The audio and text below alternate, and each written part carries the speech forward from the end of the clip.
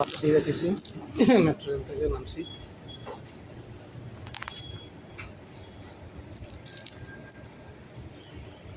এটার নিচে কমপক্ষে 20-30 তলা হবে নিচে।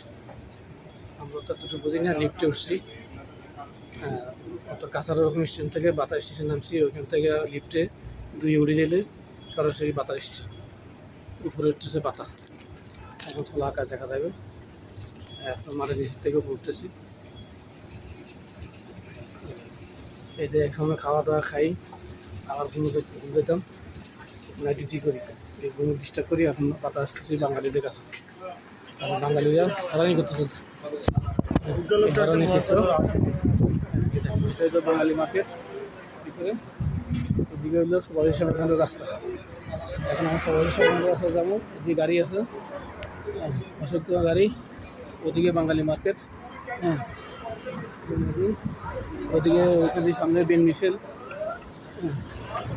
ল্যাঙ্গুয়েজের জন্য তো গাড়ির জন্য বাড়িতে হচ্ছে।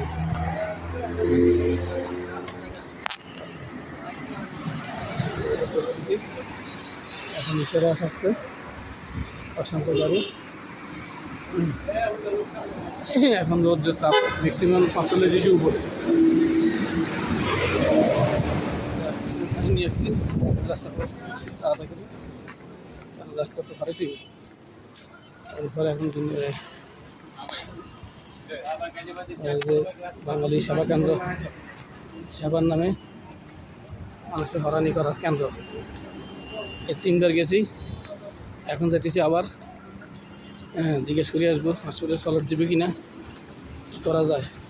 এটা কোনো কথা শোনো না। এই মার্কেটের এই রাস্তাটা সোজা লাস্ট মাথাতে, এই বিল্ডিংয়ে লাস্ট মাথা যাইলে সেবা কেন্দ্র পাওয়া যাবে।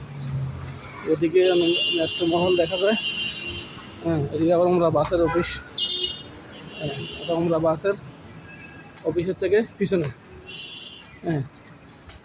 আর বাঙালি সাধারণ বাঙালি মার্কেটে লেমুদিনে আসলে ওদিক থেকে ভিতরে আসতে হবে, মার্কেটে আসতে হবে। এরপর ঢাকা মেডিকেল আছে সামনে কাউন্টি। এখন আমি রাস্তা ভুলে গেছি, বুঝতে পাওয়া যাবে। এখন আমি প্রবাসী সেবা কেন্দ্রে যেতেছি, এই রোডের লাস্ট পথে। বিডি গাড়ি ফেলতে হবে, যেহেতু আমার 4 মিনিটের ভিডিও হয় না। হলো এতে এবারে ওই রাস্তা ফানি মাইলে তো বলে দিয়ে দেখলে জরিমানা করবো হসপিটাল।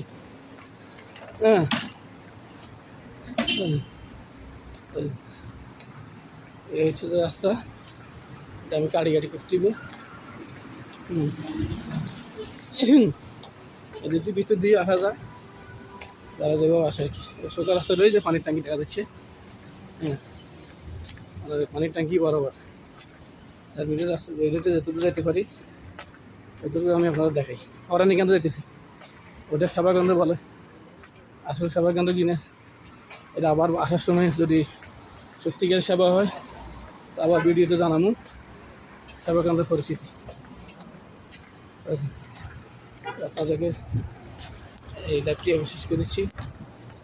এটা আমার টাইম শেষ হয়ে যাবে। সবাই ভালো থাকবেন।